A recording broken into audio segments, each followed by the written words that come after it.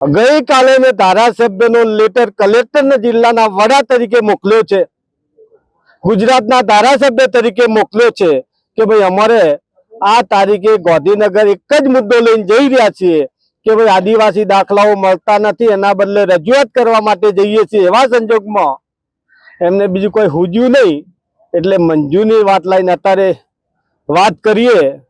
વહીવટી તંત્રને હાથો બળાને અહીંયા રોક્યા છે, પણ અમે આપણા મીડિયાના મારફતે કહી રહ્યા છીએ 2 વર્ષ થઈ ગયા દાખલા ના મળ્યા તો અમે આટલા દિવસ તો રાહ જોઈને બેઠા હતા। હવે પણ અહીંયાથી બેસું તો અમને કોઈ ફરક પડવાનો નથી।